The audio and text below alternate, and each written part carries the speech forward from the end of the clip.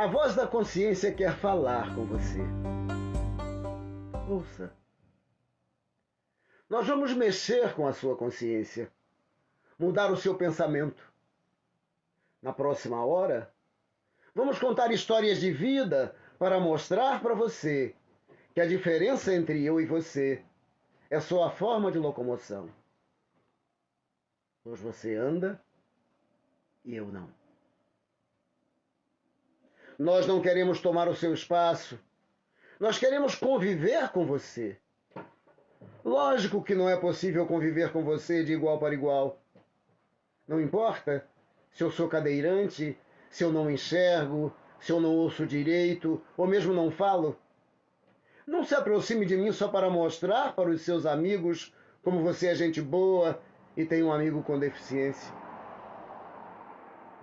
Eu confesso que não entendo por que um simples passeio em turma envolvendo uma ou mais pessoas com deficiência vira um evento sobrenatural, como já aconteceu comigo. Eu só preciso de dignidade e respeito. O que eu não gosto é da hipocrisia do politicamente correto. Se aproxima de mim, sim, mas com a mente aberta para receber o que eu tenho para lhe dar. Um simples sorriso, uma palavra de carinho, ou até mesmo, por que não dizer, o meu amor. Se entrei na sua vida, deve ter algum motivo. Esse motivo eu sei qual é. Eu sou um soldado de Deus que me mandou lhe convidar para uma viagem. Vem comigo sonhar, vem comigo beber da água da vida. Só peço que você acredite em mim, porque eu acredito em você, até quando Deus quiser.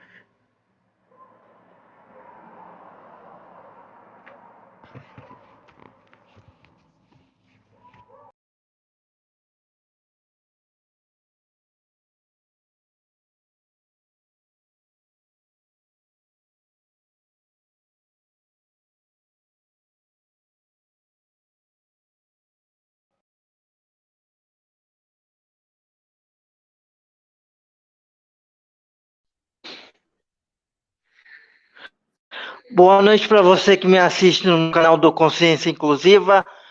Hoje eu trago um amigo de longa data, Raul Cristiano Sanches, escritor e jornalista, ex-secretário de Cultura na época que eu fui conselheiro do CONDEF em Santos. Boa noite, Raul, seja bem-vindo.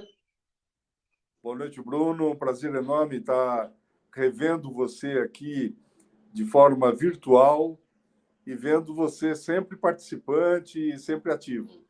Uma alegria.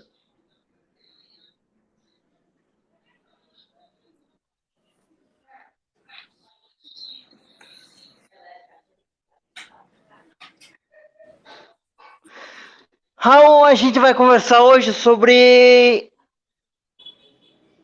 a famosa terceira via, pode ser?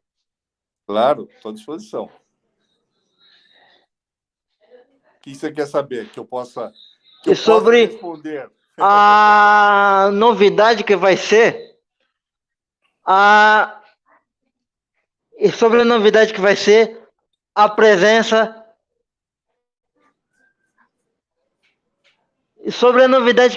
presença de uma pessoa com deficiência na candidatura à vice-presidência da República. Muito bem. Eu queria saber de você como é que chegaram no nome da Mara Gabrilli. Como é que chegaram no nome da Mara Gabrilli para ser vice-presidente, para ser candidata a vice-presidente da Simone Tebet? Olha, Bruno, originalmente a candidatura a vice-presidente na chapa da Simone Tebet era a candidatura do senador Tasso Gereissati. No acordo que foi feito na Federação de Partidos do PSDB com Cidadania e o MDB, a primeira opção foi a candidatura do Tasso. Mas daí o Tasso desistiu dessa condição, abriu mão da indicação, mas e aí Simone Tebet passou a buscar uma alternativa de gênero, que fosse uma outra mulher, não é? Para que o diferencial da terceira via fosse um diferencial de duas mulheres preparadas, com muita garra, aguerridas, né, para disputar a presidência da República. E o nome da senadora Mara Gabrilli, ele despontou naturalmente no PSDB, porque preenchia esses requisitos, não é? E tem toda uma história da própria Mara, de lutas. Ela ainda tem um mandato de 4 anos ainda no Senado, ela ainda será senadora até 2026, não é? E eu vou trabalhar bastante para que a Simone Tebet e a Mara se elejam, não é? E aí nós vamos ter um país em mãos assim muito seguras e muito preparadas, porque são duas mulheres muito representativas da sociedade, e no Senado elas têm feito a diferença no Senado.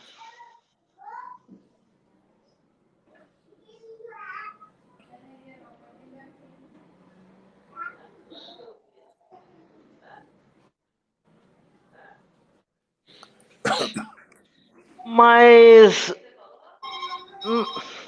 vou fazer uma pergunta.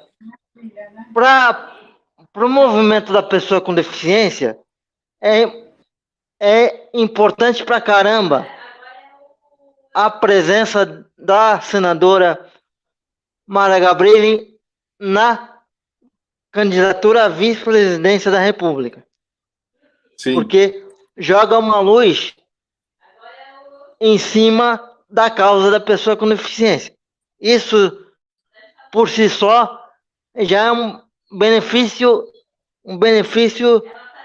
assim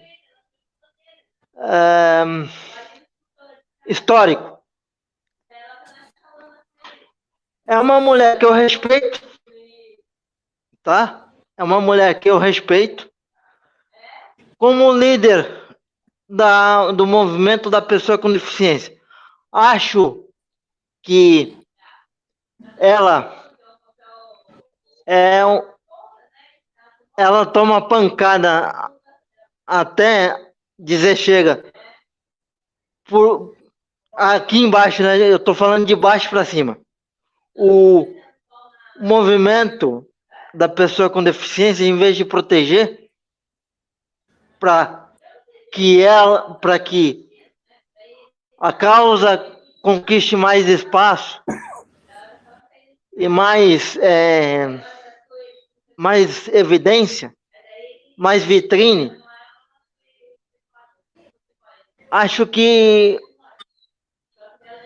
as próprias pessoas com deficiência atacam ela para poder, por uma questão de inveja, vamos dizer assim, eu queria ser ela e eu não tenho capacidade de ser. Essa visão que eu tenho do porquê que a causa da pessoa com deficiência não vai para frente.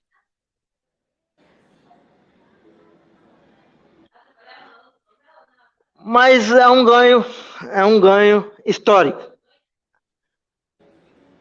Eu vou te dizer uma coisa.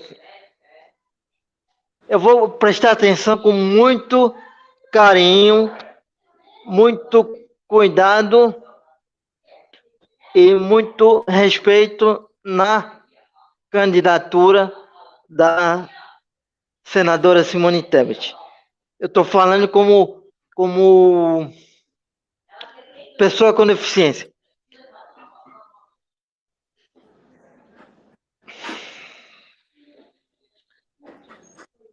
Mas acredito eu que a eleição está entre dois polos: o ex-presidente Lula e o presidente Bolsonaro. E como quebrar essa polarização?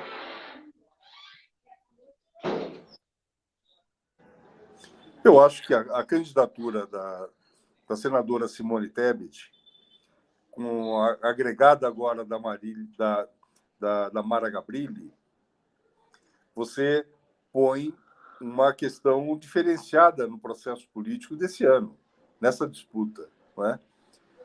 Você tem, até agora, você tem tanto o Bolsonaro quanto o Lula apenas discutindo conceitos de ser ou não progressistas, ser ou não mais próximo da direita ou mais próximo da esquerda, enquanto que a candidatura da Simone Tebet e da Mara se apresentam, né? Essa candidatura se apresenta com uma proposta clara para a sociedade.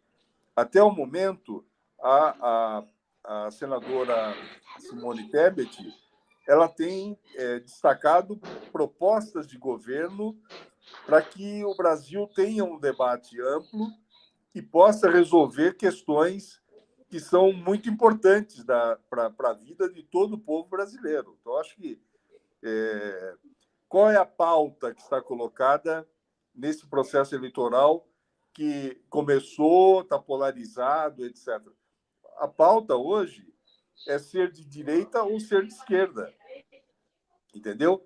Mas eu vejo que a candidatura da Simone Tebet ela é um diferencial, porque ela se apresenta propondo, ela se apresenta se colocando para a sociedade como realmente uma pessoa pronta não só para o debate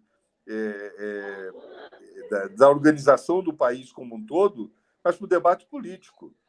Essa questão que você traz sobre a inveja em relação das pessoas com deficiência em relação a Mara Gabrilli, isso acontece em todos os lugares, em todos os gêneros, em todas as atividades, não é?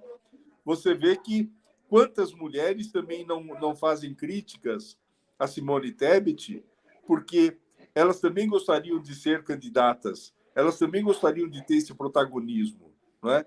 A Mara Gabrilli está no Congresso Nacional realizando um trabalho que não é um trabalho de marketing, é um trabalho de presença e um trabalho de lembrar a questão da pessoa com deficiência para que o governo tenha políticas públicas para atender. Não é?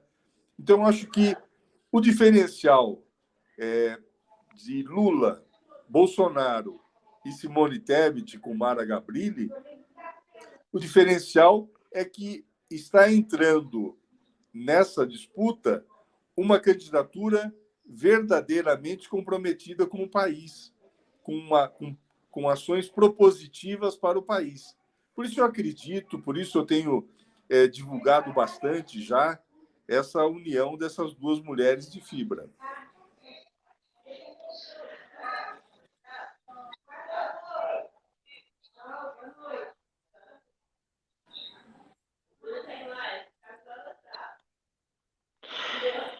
E essa terceira via não seria o ex-ministro e ex-juiz Sérgio Moro? Não, acho que a terceira via ela encarna o candidato que nunca teve Lula como opção e também não tem o Bolsonaro como opção. Não é? Eu acho que várias candidaturas se colocaram nessa como pré-candidatos, né? Num processo muito anterior às escolhas partidárias, tal. Aí você tem também o Ciro Gomes e você tem uma série de candidaturas que estão colocadas só para fazer número, né? Candidaturas que não têm nenhum conteúdo, etc. Tem um candidato do Novo, o Luiz Felipe Dávila, que também é um nome importante, que gostaria de trazer para si, conquistar para si esse condão, né, de ser o candidato da terceira via. Aí me perguntaram, muito bem, você vai votar na terceira via, que não é nem Lula nem Bolsonaro, é a Simone Tebet. Eu falei, sim.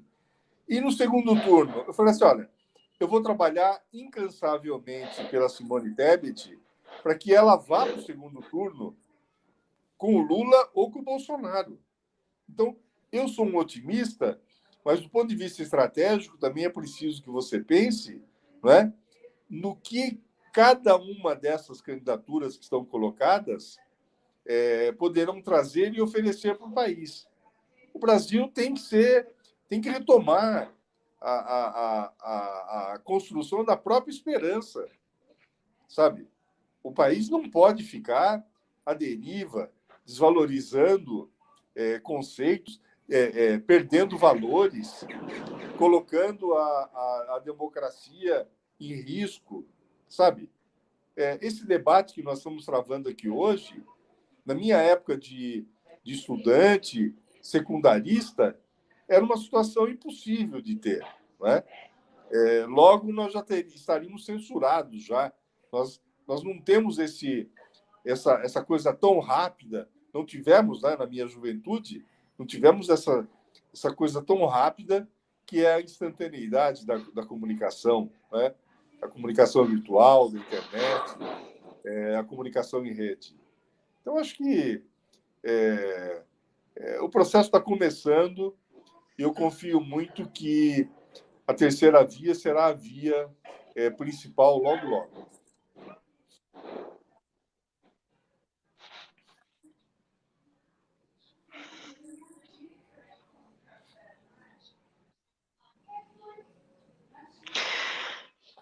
E o desempenho do ex-candidato à presidência,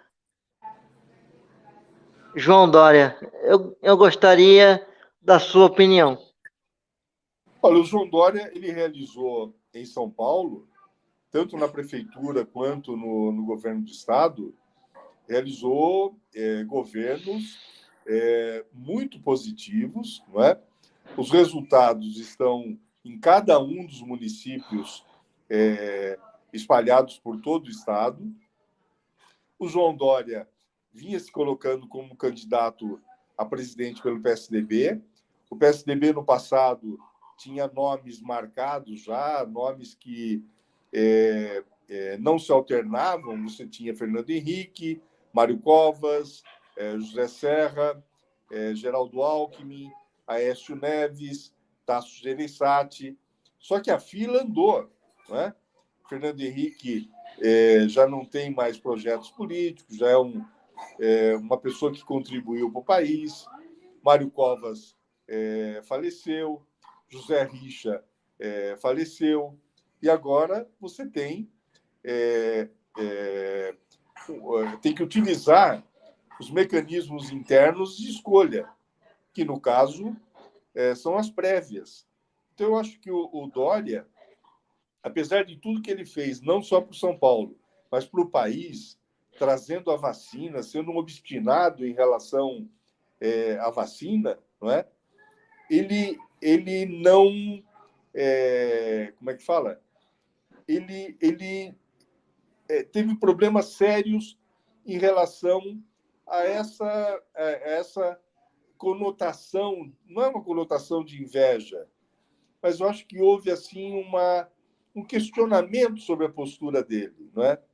Eu acho que gerou uma antipatia dele em relação não ao eleitor, que é o beneficiado, mas em relação às forças políticas que estão predominando no país. Então você vê que o Bolsonaro não tem nenhuma proposta para o país, não é? Assim como nunca teve quando foi deputado federal, não é? E o Lula está voltando em busca de resgatar políticas públicas que o Bolsonaro ou tonificou umas ou não.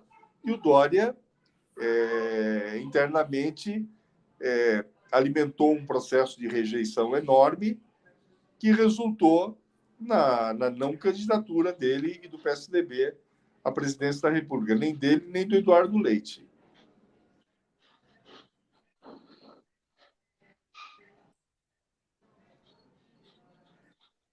Eu gostaria que o Dória fosse o candidato a presidente da República, sabe? O Dória... Sim. Agora... O Dória... Sim, eu você na é testemunha? Na disputa interna do PSDB, eu é? trabalhei pela escolha do nome do Dória.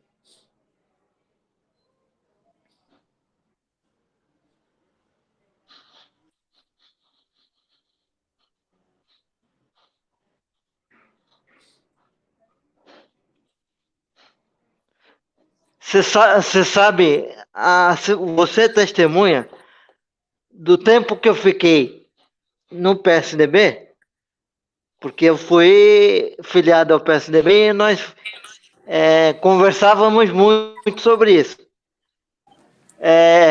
A necessidade de deixar de ser cabeça de chapa para se reformular como partido.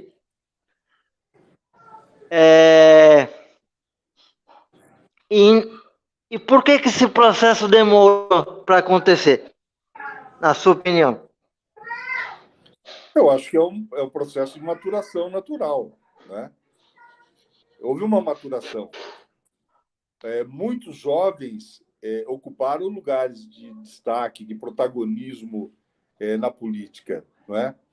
Alguns candidatos, nós dizíamos que o PSDB estava com fadiga material, ou seja, havia necessidade da renovação, não só de quadros, porque para muita gente era a mesma coisa sempre, eram sempre os mesmos que disputavam, não é?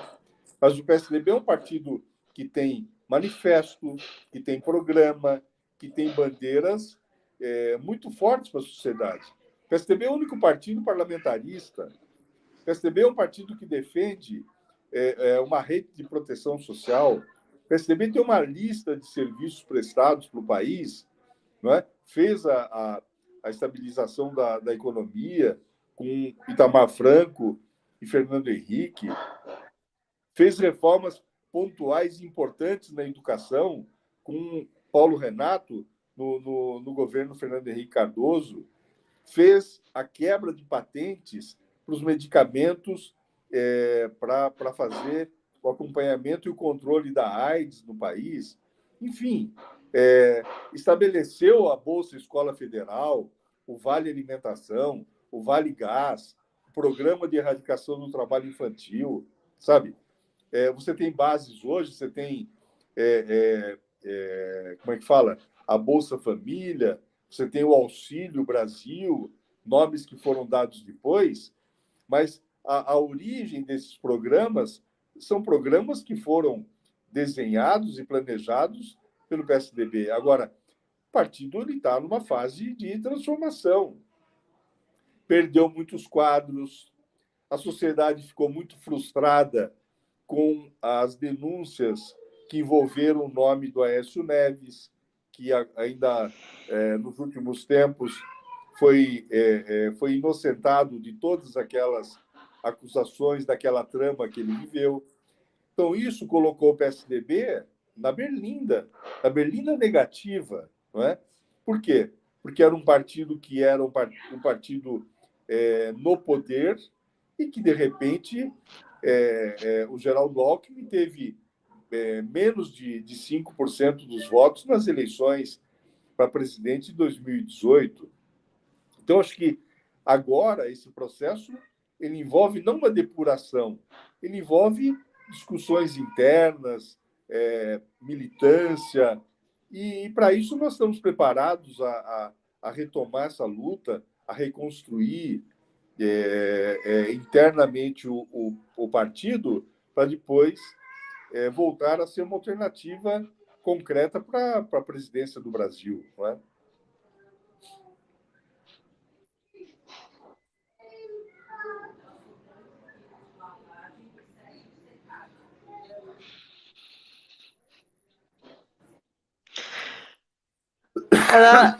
Eu tô abrindo espaço para você, primeiro, por, por, pela nossa relação de respeito. Você é um dos poucos caras dentro do PSDB que sempre me respeitaram como pessoa.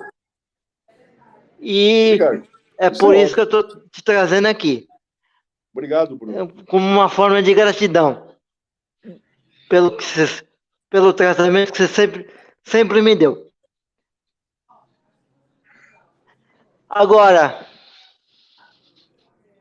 Agora eu vou te dizer uma coisa. O PSDB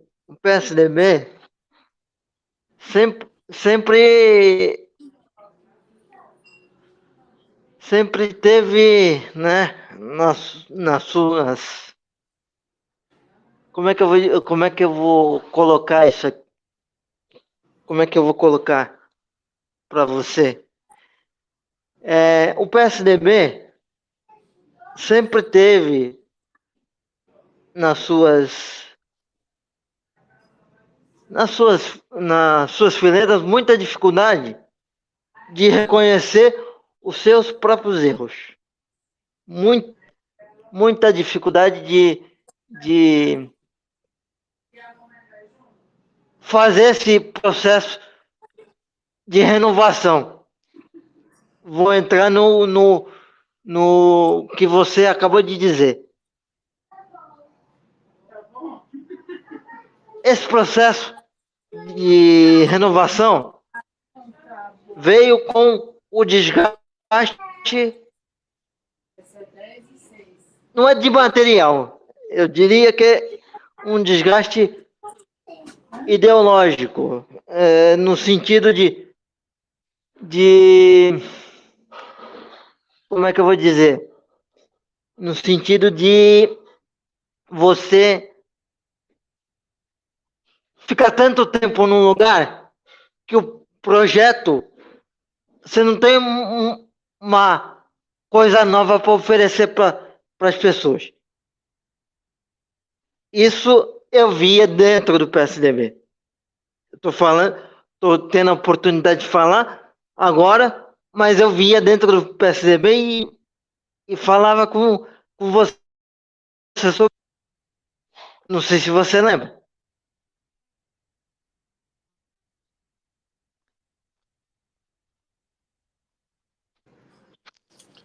Você tá me fazendo uma pergunta, então.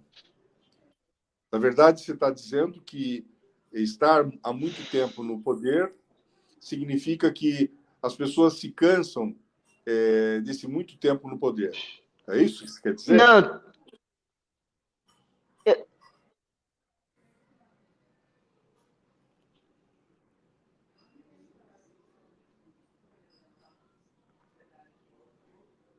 é, é. E ideologicamente, o partido, qualquer partido que seja ele precisa se renovar na questão ideológica. E houve o que eu acho, não sei se eu tenho razão ou não, eu quero saber a sua opinião, é que houve uma demora para que o PSDB percebesse esse desgaste de projeto. Ô, Bruno, acontece o seguinte, o PSDB, ele mantém a sua ideologia, é um partido social-democrata. E aí nós construímos a social-democracia brasileira. Mas o PSDB, quando ele foi criado em 1988, ele foi criado dentro de um quadrante mais amplo. Nós temos os sociais-democratas, os socialistas democráticos, os democratas cristãos e os liberais progressistas. A ideologia do PSDB é a mesma desde o início. O programa do PSDB, ele tem se renovado. A questão está nas pessoas. São nas pessoas. Por exemplo, em São Paulo, que o PSDB governa desde 1995, o PSDB tem um legado de governos muito bem-sucedidos. E aqui em São Paulo, os governantes do PSDB, aqueles que defendem as bandeiras do PSDB, defendem sempre o legado positivo que tem sido executado para a população paulista. No campo nacional, nós não tivemos, depois do governo Fernando Henrique, candidaturas que vestissem a camisa do legado do Fernando Henrique, o legado das inúmeras conquistas que o PSDB teve a nível nacional. Então, o que acontece? Enquanto o legado de São Paulo é mantido, é defendido, é atualizado, é transformado, e hoje nós já tivemos a governança do João Dória, agora o Rodrigo Garcia, esperamos que o Rodrigo Garcia continue, porque isso faz bem para São Paulo. Em relação ao governo federal, nós tivemos o Fernando Henrique de 95 a 98, de 99 a 2002, e depois as candidaturas do PSDB não defenderam aquele legado que foi um legado importante. Do contrário, o PSDB, com a sua mesma ideologia e antenado no futuro com o seu programa, o PSDB estaria no poder até hoje. Esse era o desenho do Sérgio Mota, esse era o desenho do Franco Montoro, do Mário Covas e do próprio Fernando Henrique Cardoso em relação ao futuro do país e a relação com o PSDB. Então, eu acho que mas não renova. Não renova, é uma questão de pessoas. A ideologia é a mesma. As pessoas mudam. E entraram muitas pessoas aliadas no PSDB para empunhar as bandeiras do PSDB e que fracassaram. Fracassaram. Não tiveram força e não tiveram a capacidade de levar esses legados avante, levar esses legados a refletir em mais votos populares aprovando esses legados, né? Então, se você não sabe defender um legado, uma conquista, você acaba patinando mesmo, você acaba andando para trás, não é?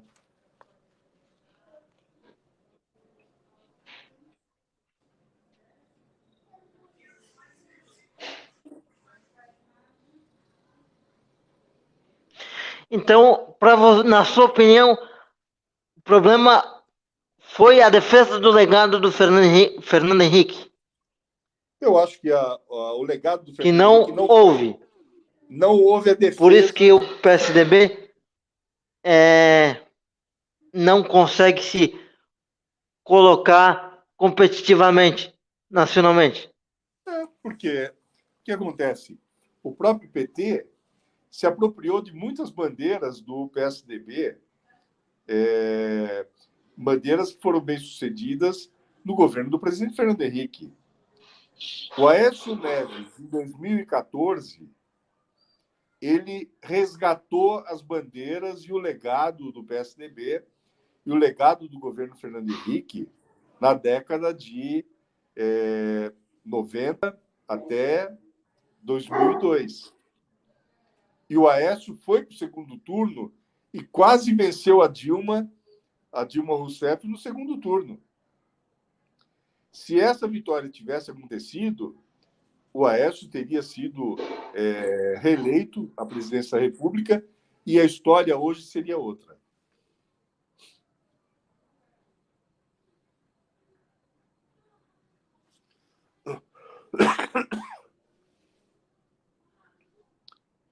Ainda bem que nós estamos à distância. Eu entendo o seguinte, vamos lá. A história da eleição do... Ainda bem, então. Então, me responda uma coisa, por favor. Você acha que se o, o candidato à presidência, o Henrique Meirelles, do MDB, quando foi candidato do Michel Temer, você acha que aquela eleição, aquela eleição, ela tinha as características que 94 teve, de recuperação econômica e etc e tal? Ou foi uma eleição diferente? Momento diferente, e o Meirelles é um técnico. O Meirelles não é um político, né? Você tinha que ter um político nessa história. E aí cresceu essa negação da política, ou então essa história de chamar de nova política, e essa outra história de fazer uma diferença entre quem tem barba e cabelo branco de quem tem cabelo e barba escuras, sabe? Eu acho que a experiência ela precisa ser considerada. Né? Veio os Estados Unidos com Biden, está lá. É um senhor de mais de 70 anos na presidência dos Estados Unidos. Inovou também com uma vice-presidente mulher atuante, não é uma figura, não é figurativa, não é? Eu acho que essas questões vão definir uma maturidade política para o próprio Brasil. Vou voltar àquela questão lá do início, não é? da nossa conversa aqui, sobre a escolha da Mara Gabrilli, se a escolha pesou mais para ela, porque ela é uma pessoa com deficiência e defende as pessoas com deficiência. Não, a Mara Gabrilli é uma mulher comprometida com a luta do povo brasileiro. É uma mulher comprometida com a luta pela melhoria da qualidade da educação para todos. Né? Por exemplo, você não sabe, mas o meu enteado, ele é cadeirante, é tetraplégico. E ele foi um exemplo recente, não é? A nível nacional. O Fernando Fernandes, ele foi o apresentador do No Limite. Quem podia esperar um dia que um apresentador de jogos, de disputas físicas, de pessoas preparadas, Sim. pudesse ter a condução e a dimensão de uma figura como o Fernando Fernandes? No passado não havia esse reconhecimento. As pessoas olhavam as pessoas com deficiência, não é? Querendo segmentá-las, querendo colocá-las num gueto, afastando dos centros de decisão. Então, da mesma forma que o Fernando Fernandes foi uma figura que trouxe mais esperança para todos, especialmente para as pessoas com deficiência, não é? A Mara, além de ser uma pessoa com deficiência, ela tem uma visão de políticas públicas para todo o Brasil. E ela encarna e defende os legados das políticas que apresentaram resultados muito positivos nos governos do Fernando Henrique, nos governos do Estado de São Paulo, nos governos de Minas, nos governos lá do Ceará, com o Tasso Gereissati. Enfim, nós estamos com uma oportunidade única de ter o Brasil governado por pessoas que são sensíveis às causas do povo brasileiro. Sensíveis às causas do povo brasileiro, que não estão nessa disputa apenas do poder pelo poder. Eu acho que é bom aproveitar esse momento aqui do teu programa, não é? dessa tua iniciativa, que é muito saudável, não é? Trazer as pessoas à reflexão disso. Aqui não tem coitado, sabe? Aqui não tem coitado. Todo mundo tem que ser protagonismo dentro da sua condição humana, sabe? Eu acho que isso é o que importa. É isso que eu penso. E você testemunha que eu sempre tratei você como um igual. Eu nunca atendi mais você. Esse é o meu papel aqui. É. Exatamente.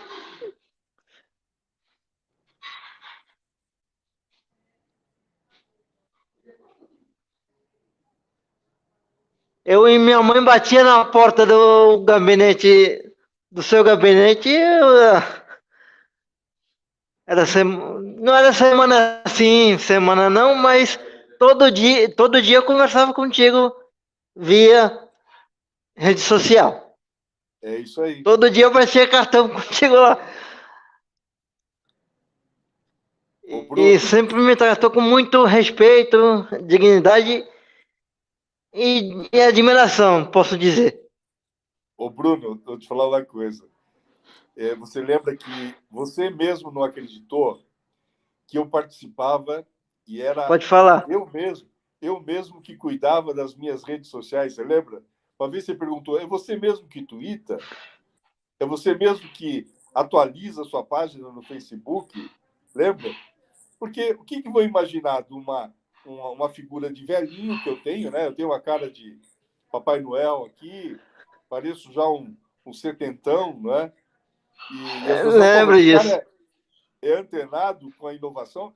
Claro, a sociedade tem 1000 formas de comunicação hoje. E se você não entrar nas formas, você não se comunica. E como dizia o Chacrinha, quem não se comunica Eu se achava que era comunica. assessoria. Não, eu sou meu assessor próprio.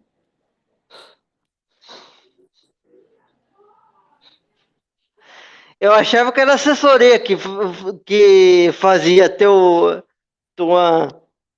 rede social, mas Mas não. para minha grata surpresa sempre foi muito muito respeitoso comigo. Agora, você acha que o fato da ex-presidente Dilma Rousseff ter sido presidente facilitou para esse momento histórico que o PSDB vive junto com o MDB? Uma chapa pura, só de mulheres? Eu acho que são coisas relativas, né? Naquela ocasião, o Lula teve problemas na escolha, porque havia outros nomes internos no PT, e a Dilma, como mulher, ela tinha assumido desafios maiores no governo, né? Ela cuidou de áreas muito sensíveis, né? O Ministério de Minas e Energia, a direção da Petrobras, e ela sempre foi uma figura assim muito forte, não é? Na questão de levar adiante as propostas do governo dele, especialmente na área de infraestrutura, né? O Brasil precisava dar um salto na área de infraestrutura e a Dilma, com toda a popularidade que o Lula guardou durante os 8 anos, apesar do mensalão, apesar das inúmeras críticas que se faziam aos governos dele, a Dilma, ela não foi só uma mulher a presidir o país, ela foi uma petista, né? A dirigir o país, uma petista muito firme, muito militante a dirigir o país. Agora você vai ter duas mulheres, a Simone Tebet, ela tem uma experiência já no executivo, ela já foi prefeita da cidade dela, ela já foi vice-governadora, foi deputada estadual, é senadora.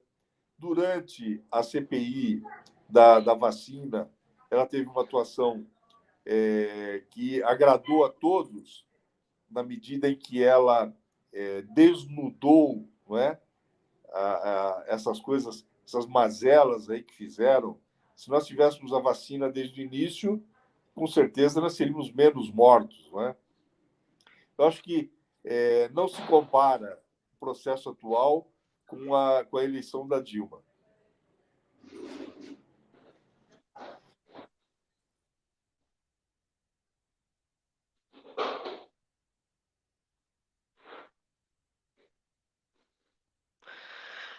Mas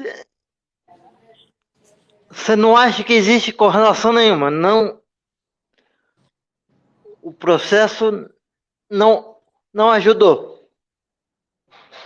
Não A ajuda escolha... Peraí. outras mulheres a participarem mais da política. Eu acho que Caiu as aqui, peraí. mulheres... Viu, Bruno? Vou segurar aqui. Ô, Bruno, a participação da mulher na política, ela vem sendo de maneira crescente, não é? Oi, fala. A Pode falar. participação da mulher na política, ela vem se dando de maneira crescente, não é? Houve a necessidade da legislação eleitoral obrigar que os partidos tivessem pelo menos 30% da participação de mulheres nas chapas. E você sabe que, muitas vezes, vários desses partidos que estão aí, que não têm uma fundamentação ideológica, colocaram mulheres como candidatas apenas para fazer número, não é? Enquanto alguns partidos buscaram mulheres na universidade, mulheres com atuação sindical, mulheres com atuação política nas lideranças, como lideranças comunitárias. E essas mulheres, hoje, elas são protagonistas. Então, eu acho o seguinte, a política ainda é caracterizada como um espaço muito machista, não é? Mas eu acho que candidaturas como da Simone Tebet e da Mara Gabrilli, a tendência dessas candidaturas é de inspiração de novas mulheres, de meninas, de jovens, não é? Para uma participação política mais ativa. Ora, as mulheres no Brasil hoje são mais de 50% da população, sabe? Então, não é um discurso só de falar as mulheres elas têm uma participação decisiva hoje na indústria, no poder São público. 52% do eleitorado brasileiro. Então, sabe? Eu acho que... agora, a mulher também precisa votar na mulher, né? Porque a mulher, quando ela na disputa eleitoral, a mulher tem que deixar de ser machista. Não significa que será feminista, não é? Que mulher vota em mulher. Não. Eu acho que a política é para todos os gêneros, sabe? Para todos os gêneros, para a diversidade. Eu acho que todos têm que estar representados ou no executivo, ou no legislativo, não é? Eu acho que há espaço para todo mundo e essa diversidade é importante para que a gente tenha pessoas mais sensíveis, não é? Na direção dos rumos da nossa vida, da direção do nosso futuro. Entendeu?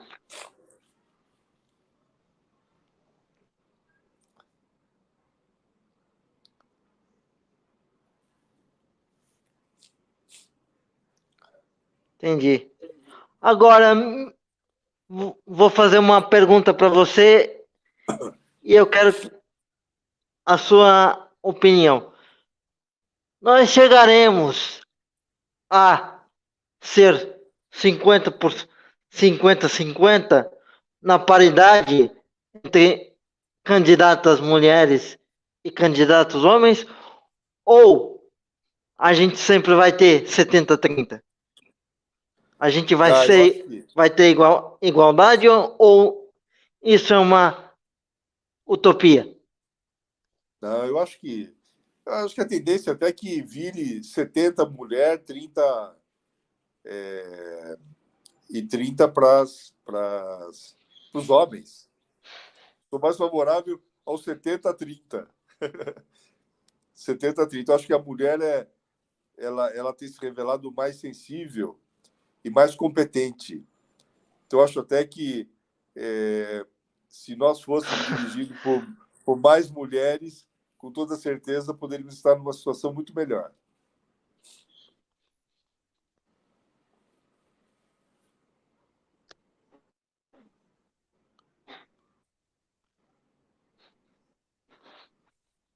Mas aí você não vai, aliás, você tá, não vai ter um desequilíbrio social?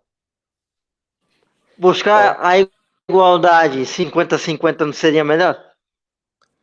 Eu acho que essa questão de buscar igualdade... Só estou fazendo um contraponto, né? Sim, mas eu acho que essa igualdade, essa busca de igualdade é uma bobagem, sabe? Uma bobagem. Eu acho que quem é competente, quem é capaz, deve se apresentar e vir para a luta, sabe?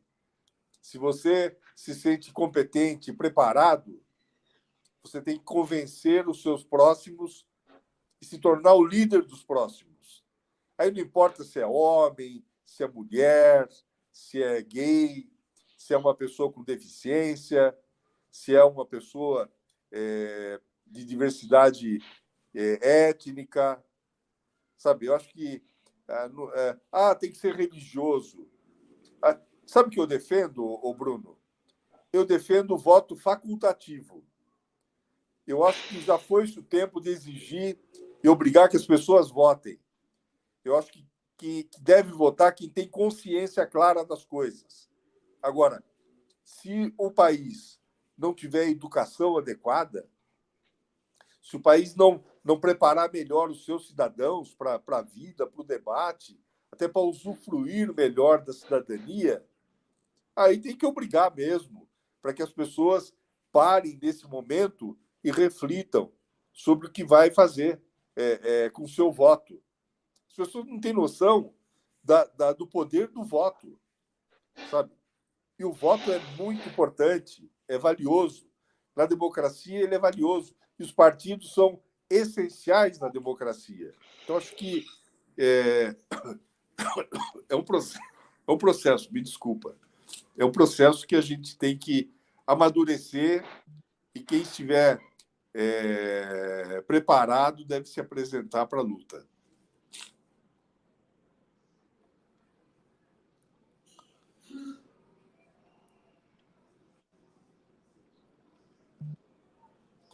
Mas aí é que tá. A sociedade brasileira está madura para o voto facultativo? Não, eu acho que não. Eu acabei de falar isso, que se a gente continuar com as pessoas despreparadas, né? Poxa, nós somos hoje, de acordo com o censo estimativo de 2020, nós somos cerca de 220 milhões de brasileiros, não é? Nós temos jovens que nem estudam e nem trabalham. Sabe quantos são no Brasil? 12 milhões de jovens. 12 milhões de jovens. E esse Brasil, com todo esse território verde, com a produção produção agro, etc., de comida, nós temos, de acordo com o levantamento, 36 milhões dos brasileiros passando fome. Pô, que país é esse? Sabe? Que país é esse? Então, antes de ficar discutindo essa coisa esquerda, direita, nós temos que olhar para frente, sabe? Nós temos que avançar na direção da busca, da concretização das melhores políticas públicas de salvação nacional, sabe? O Brasil precisa de alguém, não salvador da pátria, precisa de alguém que encarne a defesa de um verdadeiro projeto de salvação nacional.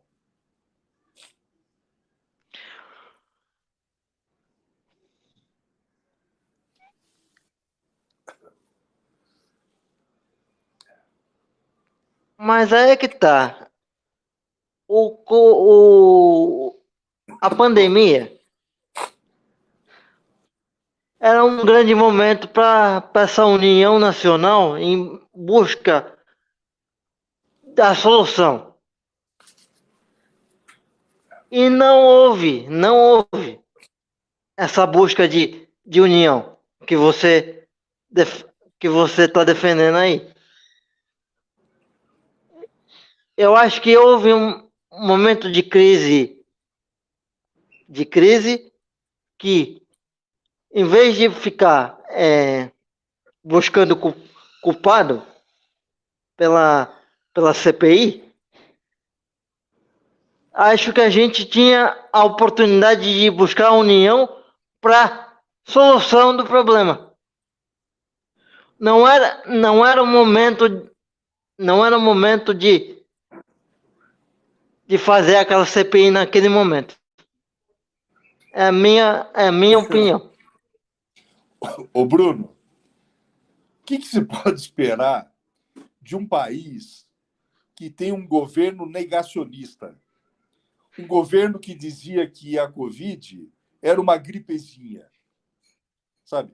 O que esperar de um país que tem governantes e tem parlamentares que adoram propagar fake news, sabe? Que unidade de pensamento, que unidade de energias você pode ter com negacionismo de querer dizer que hoje, né, que a Terra é quadrada, sabe? Essas coisas não ajudam. E uma parte da sociedade entrou nessa barca. A CPI, ela é política, sabe? Normalmente, as CPIs, você sabe como ela começa e não sabe como ela termina, não é? Mas as CPIs, elas mostram, elas trazem, elas têm o papel de trazer para a sociedade essas mazelas. Exatamente. Nós conhecemos durante a CPI, não é? As maracutaias para comprar vacina, não é? As carteiradas lá de pessoas próximas do governo. Nós tivemos as rachadinhas, nós tivemos laboratórios fazendo o papel de bonzinho para adotar a proposta negacionista. Médicos. Nós temos médicos que são negacionistas, sabe? Que tinham uma conduta para cura, uma conduta curativa da Covid, sem falar em vacina. Tivemos médicos duvidando da criação da vacina num período tão rápido, sabe? Isso é uma vergonha. Quando a gente tiver as cabeças focadas no bem comum, com toda certeza, aí você vai ter, inclusive, um entrosamento e um entendimento melhor para se buscar um projeto de país. Então, o que o Brasil precisa é unidade em torno de um projeto de salvação nacional. Não importa a cabeça. Não importa a cabeça.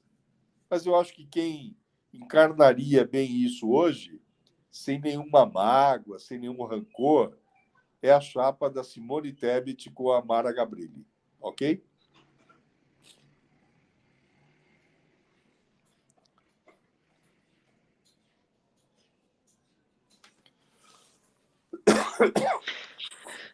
Ok.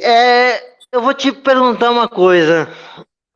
Uma luta que eu sempre tive dentro do PSDB, enquanto eu estive lá, era a criação do secretariado da pessoa com deficiência. Você acha que a candidatura da Mara Gabrilli como candidata, não sei se hoje é pré ou já é candidata? Não, já é. Me corrija se eu estiver errado. Não, ela é candidata já. Me auxilie aí, por favor. Já houve a convenção, já houve a oficial, já é candidata. Já houve a A convenção. candidatura dela à vice-presidência da República, ela pode ela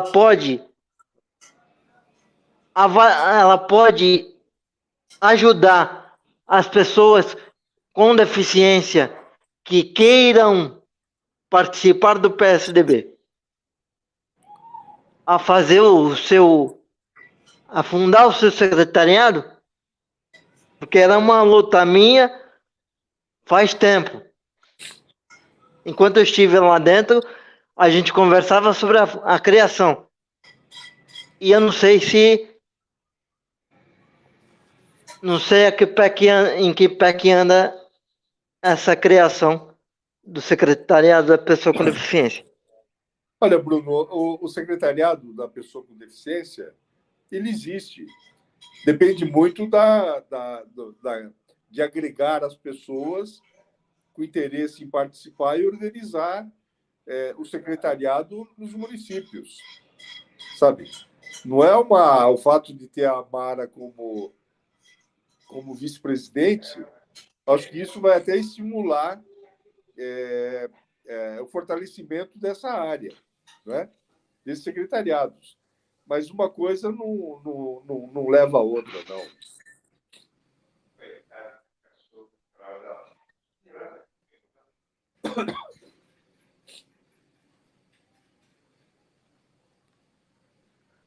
Porque sim.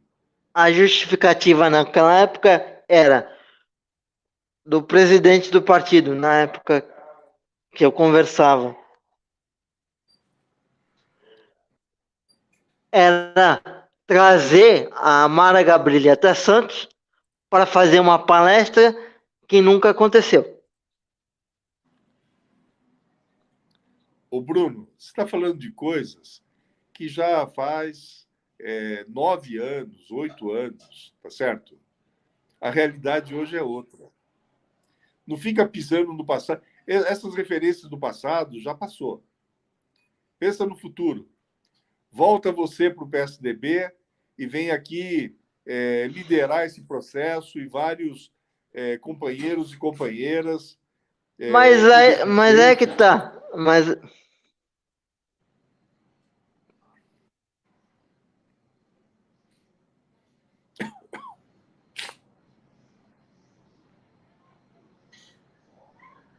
Mas aí é que tá.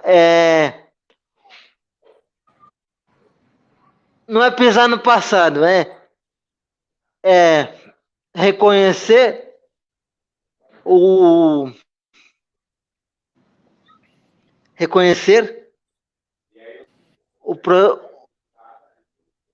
a necessidade do processo. Os partidos, todos os partidos, têm que reconhecer a necessidade da criação dos secretariados da pessoa com deficiência. Não adianta uma candidatura à vice-presidência sem que haja o desenvolvimento de secretariados das pessoas com deficiência nos partidos. Ô, Bruno. Essa é a minha briga. Olha, Bruno. Que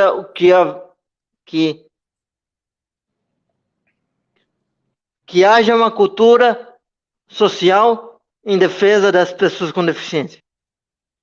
Ótimo. Eu respeito a tua posição, respeito muito a tua posição. Eu quero dizer que os secretariados, quando eles foram organizados, eles são organizados e são ativados, eles têm um papel justamente de identificar lideranças e forjar essas lideranças para que elas se tornem representantes de políticas públicas para esses setores. Assim é a pessoa com deficiência, assim é a juventude, assim é a diversidade, assim é o movimento sindical. Ok? Acontece o seguinte, a Mara, a Mara, ela mostra um salto em relação a essa condição. Okay. Ela não precisou gastar todas as energias no secretariado da pessoa com deficiência. Ela foi protagonista política da luta, não é? Da luta pela pessoa com deficiência. Ela foi secretária municipal de São Paulo, da Secretaria Municipal da Pessoa com Deficiência, não é? Foi vereadora, foi deputada federal, é senadora da República, e as políticas para a pessoa com deficiência são levadas pela Mara. Agora, se você vê a necessidade de se criar secretariados, não é? Apenas para ter pessoas discutindo o assunto, não é? Eu acho que isso é mais fácil. A Mara, eleita ou não vice-presidente da República do Brasil, eu espero que ela seja eleita, ela vai ser, sem dúvida nenhuma, um incentivo e um estímulo para que as pessoas com deficiência procurem os seus partidos, procurem que os seus partidos constituam o secretariado para que eles possam participar e ter o mesmo protagonismo. É isso, tá? Fora isso é delonga.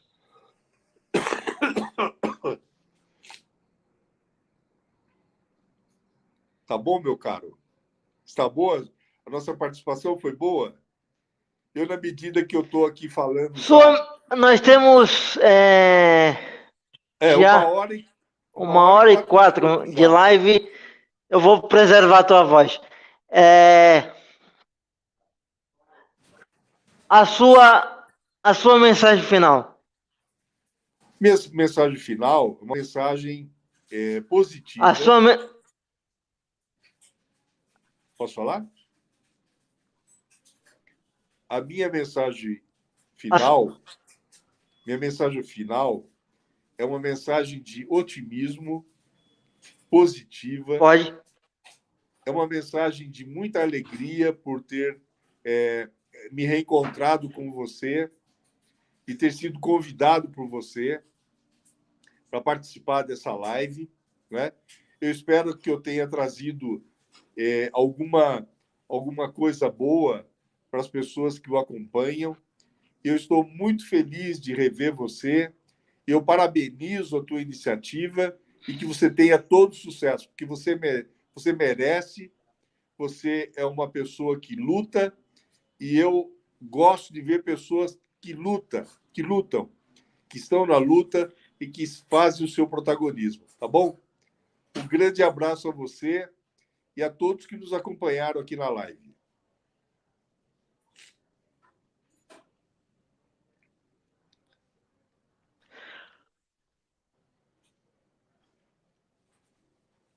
Uma última pergunta antes de encerrar. Você considera, agora como jornalista, tá? Você considera possível, viável que uma emissora de rádio ou TV pegue programas desse tipo e ponha na sua grade comercial? Eu quero a sua avaliação como profissional da área de comunicação. Eu acho que a qualidade, né, a qualidade do debate, a qualidade da condução do debate, né, a expressão que você dá para esse nível de programa, né, a audiência que você conquista, tudo isso somam fatores, são fatores que se somam e que podem, com toda certeza, serem aproveitados nas redes. Não é? Agora, algumas pessoas podem pegar pedaços do que falamos aqui, editar e aproveitar isso nas redes sociais. Não é? Pode até manipular o que nós dissemos aqui, ou que estamos dizendo aqui. Eu acho que, gratuito ou não, esse meio ele identifica que há muita coisa de qualidade sendo feita à margem dos canais comerciais de rádio, TV e internet. Então, eu parabenizo você. Acho que a tua iniciativa é uma iniciativa maravilhosa. É que eu estou tão gripado e, na medida que o programa foi avançando, eu estou ficando congestionado. Já estou quase conseguindo falar mais, porque eu estou com o nariz todo entupido já da gripe, que eu estou bem gripado. Me desculpa, tá? Desculpa a você, Bruno, e a todos os seus telespectadores.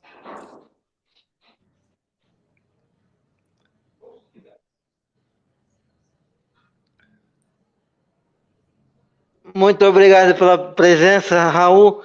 Muito obrigado pelo respeito, pelo respeito, pela admiração que você sempre demonstrou ter por mim. E meu corpo não me limita, porque minha consciência é livre. Pode falar, Raul. Eu concordo com isso, assino embaixo. Não há limites, né? O Fernando Fernandes mostrou bem isso naquele programa global No Limite, né? Ele não tem limite. E você também não deve ter limites.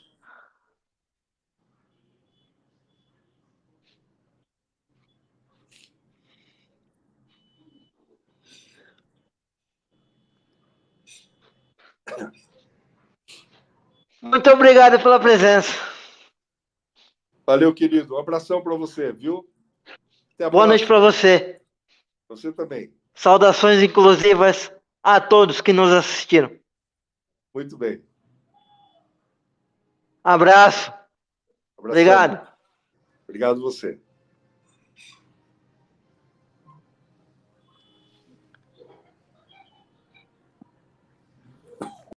Boa noite para você que me assiste nesse momento no canal Bruno Oliveira de Carvalho. Faço esse vídeo para oferecer meu nome a uma possível candidatura a deputado. Minha ideia original era sair candidato a deputado estadual. Porém, eu li uma notícia de que a deputada federal por São Paulo, pelo PSDB, Mara Gabrilli, seria pré-candidata a senadora. Isso me incentivou a oferecer meu nome para ser candidato a deputado federal, para manter a bandeira dos direitos da pessoa com deficiência no cenário político nacional. Se vocês conhecem ou já ouviram falar da paralisia cerebral. Eu nasci prematuro de 6 meses. Bruno Oliveira de Carvalho, tenho 32 anos e minha deficiência é de origem motora.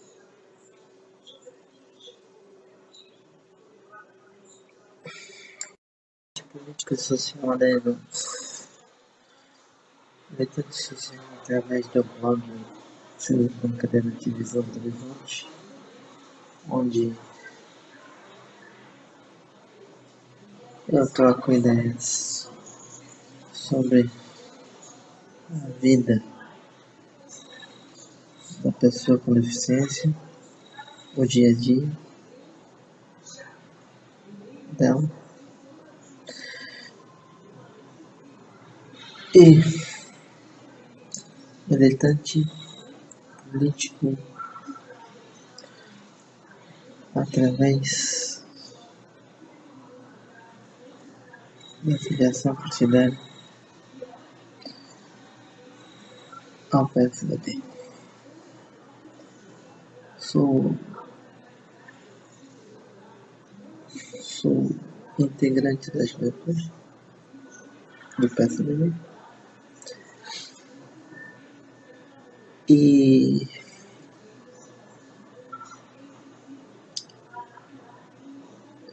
tenho tentado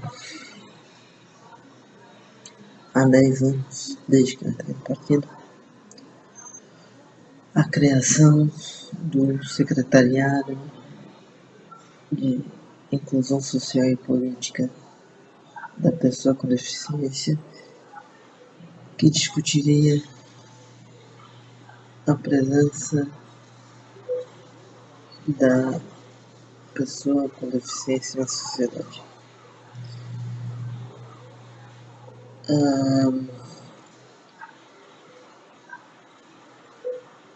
Mas até hoje eu só consegui promessas.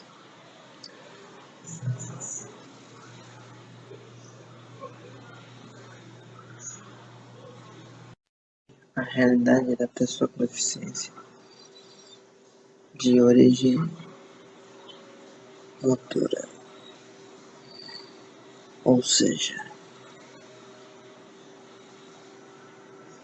de quem tem a deficiência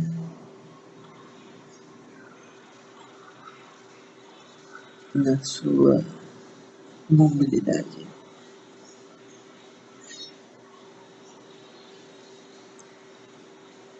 Pois vivo essas dificuldades na carne. Por isso é que me ofereci aqui. Por isso que me ofereço para ser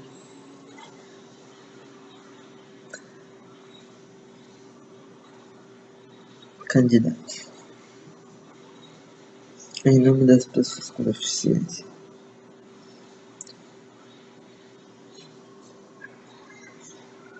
Física. E vamos buscar trabalhar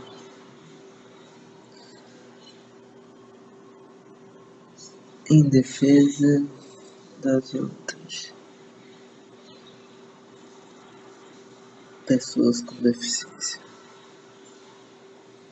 independente da característica de suas deficiências.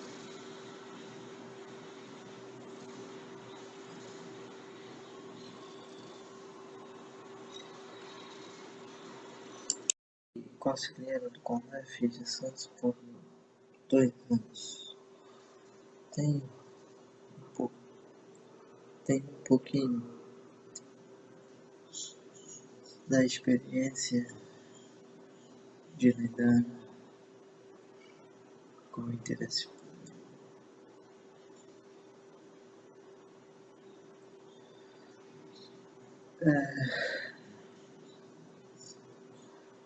Defendi nesses 2 anos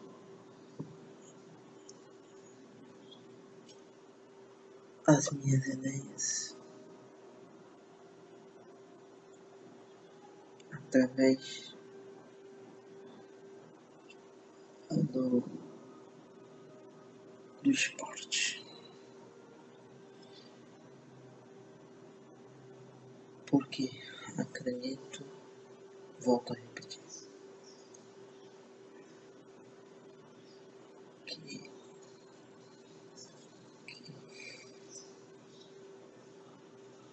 a habilitação social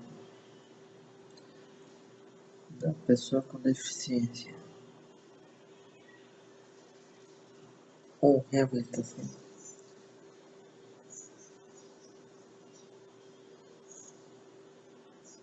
é através de um tripé: educação, esporte,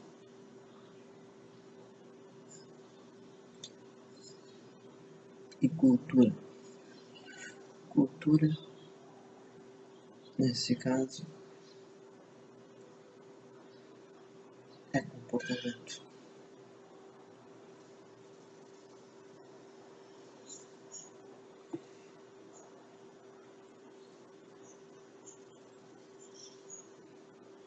Da outra parte da sociedade, que é preciso conviver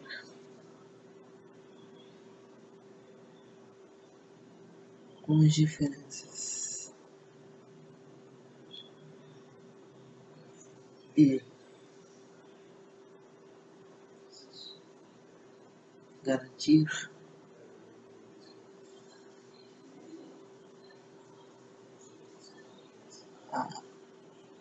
a cidadania e a presença na sociedade da pessoa com deficiência.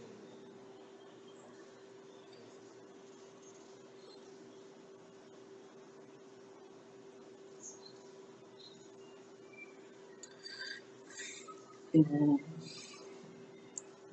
diria para vocês o seguinte, que tive alguma dificuldade em defender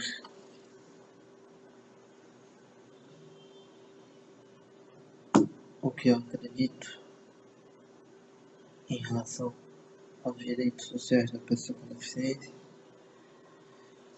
por ter uma condição física de caráter natural. Mas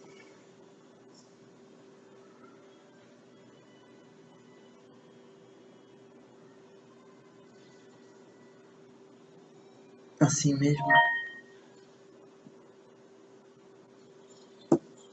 eu quero e vou trabalhar para a habilitação e reabilitação social da pessoa com deficiência. Porque nós merecemos ser tratados com dignidade e respeito. Nós também somos cidadãos.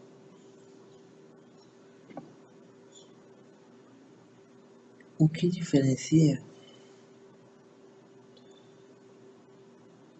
é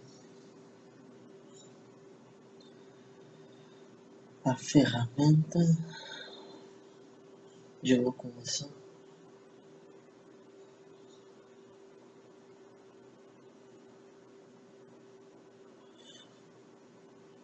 boa parte da sociedade usa as pernas.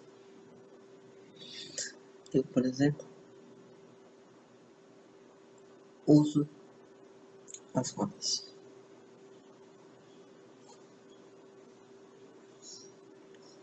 É isso aí, saudações inclusivas a todos. Só para dizer que eu aguardo uma resposta e um chamado para conversa.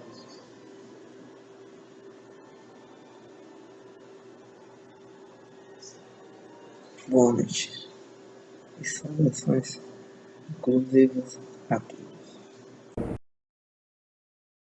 Não se preocupe com a sua vida sentimental, porque Deus manda dizer para você. Eu já preparei o casamento, eu já preparei a moradia, eu já preparei tudo o que um casal precisa para ser feliz, para crescer. Então não se preocupe. Aprenda a descansar em Deus. Deus manda dizer para você que o projeto da sua vida sentimental, antes de ser seu, é dele. E ele tem o maior prazer em te ver feliz nessa área. E ele vai restaurar a sua vida sentimental. Ele manda dizer para você que os meses que estão por vir é um mês que ele vai trabalhar muito a sua vida sentimental. Ele vai trazer o casamento. Ele vai trazer a união. Ele vai abrir a madre. Ele vai fazer ampliar essa união. Ele vai fazer crescer. Ele vai cuidar. Ele vai tirar os inimigos.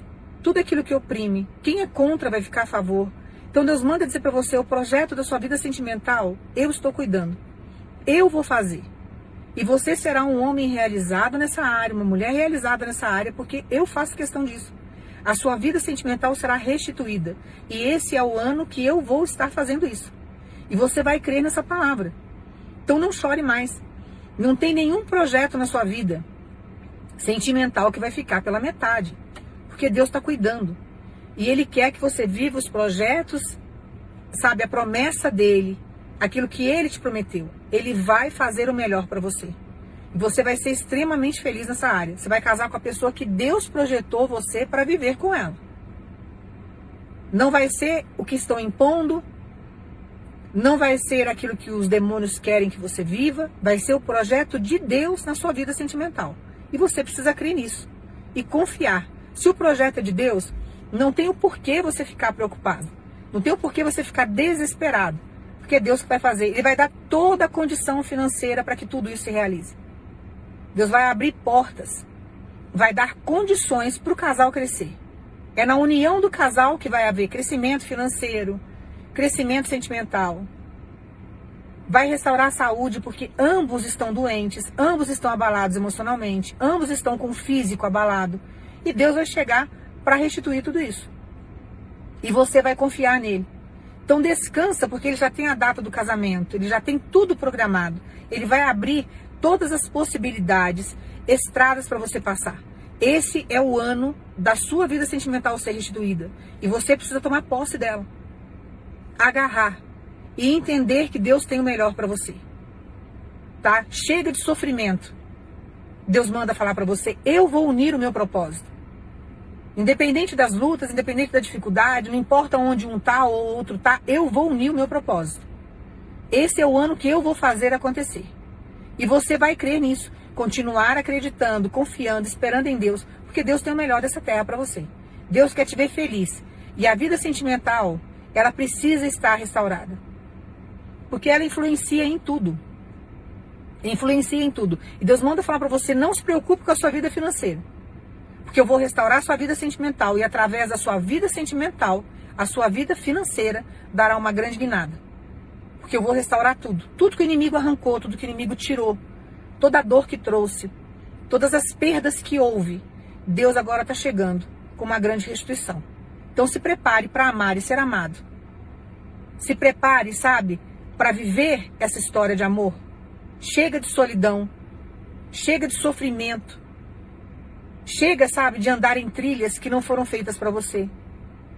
O segredo qual que é? Aguardar em Deus e confiar. Então não se preocupe porque Deus está cuidando desse relacionamento. Deus manda dizer para você, o amor vai aumentar. Tudo será perfeito dentro de uma concordância com Deus. Então não se preocupe, ninguém vai roubar o que é seu. O propósito em primeiro lugar é de Deus, o plano é dele. E é ele que vai fazer, é ele que vai executar. E você vai confiar. Tá? Toma posse dessa palavra, não chore mais, não se desgaste mais, mas se alegre sabendo que Deus está no propósito, que Deus está cuidando, que Deus está trazendo. E continue orando. Ore pela pessoa que você ama. Continue buscando em Deus, não pare de orar. Não deixe a situação esfriar. Continue no propósito, não abra mão daquilo que Deus te deu, porque Deus vai realizar. Deus vai trazer, sabe, felicidade nessa área para você, realização. É aquilo que Deus une, ninguém separa. E Deus manda dizer para você, ninguém vai atrapalhar essa união. Eu não vou permitir. Eu vou blindar de um jeito que ninguém vai atrapalhar o meu propósito, o meu projeto. Então descanse em Deus e confia mais no Senhor. Não olhe o cenário nem as circunstâncias, mas descanse em Deus, porque Deus sabe o que é melhor para você. Tá? Você vai casar sim, e você vai ser muito feliz nessa área. Você vai ser muito realizado e realizada. tá? Deus vai fazer com que essa família aconteça. Deus vai dar crescimento a essa família. Vai ser uma bênção. E vai ser um testemunho maravilhoso para outras pessoas seguirem. E o nome de Deus vai ser glorificado nessa área, onde acharam que você ia ser fracassado o resto da vida. Mas você não vai. E vai ser feito de um jeito, Deus vai fazer de uma forma assim tão sublime, de uma forma tão bonita, que vai aguçar a inveja de muita gente. Porque muitas pessoas, por inveja, não querem que você viva essa união. Mas Deus manda dizer para você, eu vou abater os invejosos. Não vou abater com morte, vou deixar vivo para ver você realizado e realizada nessa área. Porque vão ter que ver a sua vitória. Vão ter que ver você vivendo a sua história de amor. Quem foi contra? Mas não terão poder para atrapalhar, porque Deus não vai deixar. Tá? Então alegre-se. Não se entristeça mais. E deixa Deus agir na sua história. Confia no projeto de Deus. Ele sabe o que é melhor para você. Que Deus te abençoe no nome de Jesus.